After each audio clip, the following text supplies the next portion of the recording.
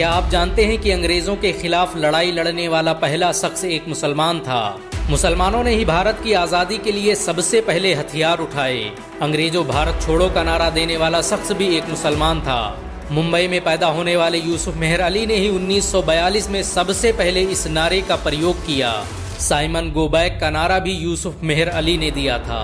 बहुत कम लोग जानते हैं कि मुसलमानों ने ही असहयोग आंदोलन की शुरुआत की थी। 1920 में खिलाफत आंदोलन के दौरान मोहम्मद अली जौहर और मौलाना अबुल कलाम आजाद ने सबसे पहले अंग्रेजी सामान का बहिष्कार करने की रणनीति बनाई, जो कुछ ही दिनों में पूरे भारत में फैल गई।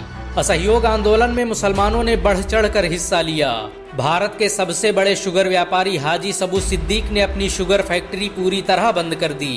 ये फैक्ट्री इतनी बड़ी थी कि इसके द्वारा बनाई गई शुगर पूरे इंग्लैंड में इस्तेमाल की जाती थी। बहुत कम लोग जानते हैं कि बाटा कंपनी भी मुसलमानों की थी, जिसे असहयोग आंदोलन के दौरान एक अंग्रेज ने खरीद लिया था। मुसलमानों ने इस आंदोलन के समर्थन में अपना सब कुछ कुर्बान कर दिया। आपको ये जानकर शायद हैरानी हो कि भगत सिंह का केस लड़ने वाला शख्स भी एक मुसलमान था। बैरिस्टर आसिफ अली ने भगत सिंह का केस तब लड़ा जब कोई भगत सिंह का साथ देने को तैयार नहीं था। अगर शोभा सिंह ने भगत सिंह के खिलाफ गवाही न दी होती तो भगत सिंह फांसी के फंदे पर चढ़ने से बच जाते। इंकलाब जिंदाबाद का नारा देने वाले हसरत मोहानी भी एक मुसलमान थे। उन्होंने ही भारत की आज़ादी की रूपरेखा तैयार की थी। इतिहासकारों के मुताबिक 1857 में होने वाले विद्रोह में 50,000 से अधिक उलमाओं को फांसी दी गई और लाखों मुसलमान सरेआम कत्ल कर दिए गए। 1857 में दिल्ली से लेकर कलकत्ता की रोड पर कोई ऐसा पेड़ नहीं था जिस पर मुस्लिम उलमाओं की लाशें न टंगी हों। मुसलमानों ने ही भारत की आज़ादी के लिए पहली जंग लड़ी। मैसूर के सुल्तान हैदर अली और उसके बेटे टीपू भारत की आज़ादी के लिए शहीद होने वाले पहले शासक थे। मशहूर क्रांतिकारी अशफाकुल्ला खान सबसे कम उम्र में फांसी पाने वाले भारत के पहले व्यक्ति थे। औरंगजेब के शासनकाल में अंग्रेज कभी भारत में दाखिल न हो सके। बहुत कम लोग जानते हैं कि जय हिंद का नारा एक मुसलमान आबिद हसन सफानी ने दिया था। ये नारा आज भी भारतीय सेना और शासकीय प्रणाली में सम्मान स्वरूप इस्तेमाल किया जाता है। तिरंगे का निर्माण करने वाली सुरैया तैयब जी भी एक मुसलमान थी। उन्होंने ही भारत के राष्ट्रीय ध्वज को वर्तमान रूप दिया था। हैदराबाद में जन्मी सुरैया तैयब जी के जरिए बनाया गया तिरंगा आज भी पूरे भारत में लहरा रहा है। मुसलमानों ने भारत के लिए जो किया वो आज तक कोई नहीं कर पाया। कानपुर में पैदा होने वाले अजीमुल्लाह खान ने ही मादरे वतन भारत की जय का नारा दिया था, जिसमें बाद में कुछ सांप्रदायिक लोगों ने माता शब्द जोड़ दिया। आपको ये जानकर शायद हैरानी हो कि भारत का पहला राष्ट्रीय गीत अजीमुल्लाह खान ने ही लिखा था। बहुत कम लोग जानते हैं कि मौलाना कासिम नानोतवी ने दारुल उलूम देवबंद की स्थापना अंग्रेजों को भारत से निकालने के लिए की थी।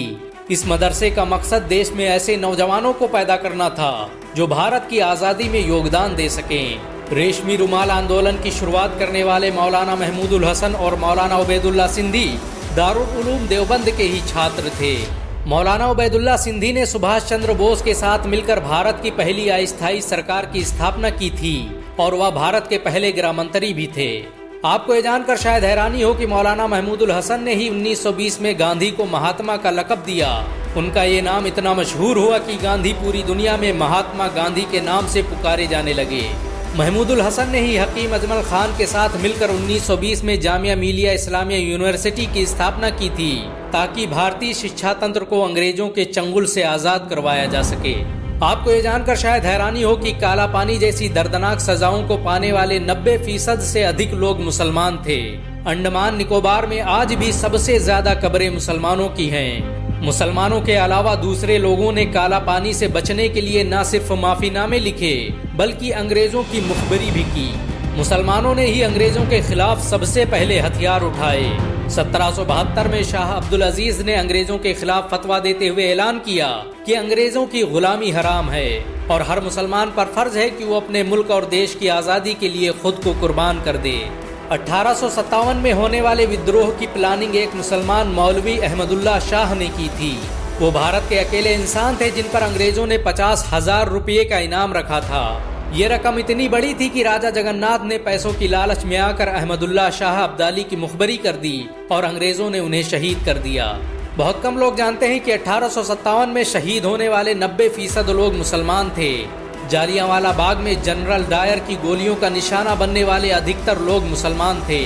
भारत की आज़ादी का नेतृत्व करने वाले संगठन इंडियन नेशनल कांग्रेस के 9 से अधिक प्रेसिडेंट मुसलमान रहे। गांधी जी ने अफ्रीका में जहां वकालत की पढ़ाई की, वो कॉलेज भी एक भारतीय मुसलमान का था और वह जब भारत आए तो उन्होंने आज़ादी के लिए अली ब्रदर्स के साथ काम करना शुरू किया, जो कि मुसलमान थे। बहुत कम लोग जानते हैं कि 1921 में केरल के मुसलमानों द्वारा अंग्रेजों के खिलाफ लड़ी गई जंग में 3000 से अधिक मुसलमान शहीद हुए और 50,000 मुसलमानों को जेल में कैद कर दिया गया। ये आंदोलन मोपला मुस्लिम आंदोलन के नाम से जाना जाता है। 1942 में शुरू हुए भारत छोड़ो आंदोलन की रूपरेखा मौलाना अबुल कलाम आजाद ने तैयार की थी। संविधान निर्माता डॉक्टर भीमराव अंबेडकर को पहचान दिलाने में मुसलमानों का बड़ा योगदान रहा। 1946 में जब भीमराव अंबेडकर दलित होने की वजह से इलेक्शन हार गए तो बंगाल मुस्लिम लीग ने उन्हें मुस्लिम इलाकों से इलेक्शन लड़ने की दावत दी। इस तरह भीमराव अंबेडकर संविधान सभा का हिस्सा बन सके। अगर मुसलमान भीमराव अंबेडकर को इलेक्शन न जिताते तो उन्हें कभी भारत का संविधान लिखने का मौका न मिलता। भारत की आज़ादी के लिए सबसे ज्यादा लेख, शायरी, गीत और किताबें मुसलमानों ने ही लिखी। अल्लामा इकबाल के जरिए लिखा गया सारे जहां से अच्छा आज पूरे भारत में गाया जाता है। देश के लिए शहीद होने वाला पहला पत्रकार मौलाना मीर बाकर एक मुसलमान था। भारत की आज़ादी के लिए मुस्लिम राजाओं और महाराजाओं ने अपने खजाने खोल दिए। कोलकाता के हाजी उस्मान सईद ने अपना सब कुछ भारत की आज़ादी के लिए कुर्बान कर दिया। हाजी उस्मान की अमीरी का अंदाजा इसी बात से लगाया जा सकता है कि 1920 तक कोलकाता में बनने वाला हर स्कूल और हर बड़ी बिल्डिंग उन्हीं की थी। कोलकाता के पहले सुपर स्टोर कैश बाजार की बुनियाद हाजी सईद ने ही रखी थी, लेकिन बाद में उन्होंने अपनी सारी दौलत देश को दान कर दी और खुद एक किराए के घर में रहने लगे। अमीर हमजा और यूसुफ हबीब मरफानी जैसे मुसलमानों ने अपनी अरबों रुपये की संपत्ति देश की आज़ादी के लिए दान कर दी। सुभाष चंद्र बोस द्वारा अफगानिस्तान में स्थापित की गई सरकार में 9 में से 5 मंत्री मुसलमान थे। भारत की आज़ादी के लिए देश भर में मौजूद मस्जिदों को किले की तरह इस्तेमाल किया गया। इन मस्जिदों में सुबह शाम हर वक्त भारत की आज़ादी के लिए ऐलान हुआ करते थे। आज़ादी के वक्त कोई मस्जिद ऐसी नहीं थी जिसकी दीवारों पर मुसलमानों का खून न लगा हो। इन सब के अलावा करोड़ों ऐसे मुसलमान हैं जिन्होंने भारत की आज़ादी और उसकी अस्मिता के लिए अपना सब कुछ कुर्बान कर दिया। सच तो ये है कि भारत की आज़ादी मुसलमानों के बगैर मुमकिन न थी। अंग्रेज कहा करते थे कि अगर मुसलमान न होते तो हम आज भी भारत पर राज कर रहे होते। अगर एक भारतीय मुसलमान होने के नाते आपको गर्व महसूस हुआ हो तो इस वीडियो को लाइक और शेयर ज़रूर करें। ऐसी और वीडियो को देखने के लिए हमारे चैनल को सब्सक्राइब करें, घंटा ज़रूर दबाएं।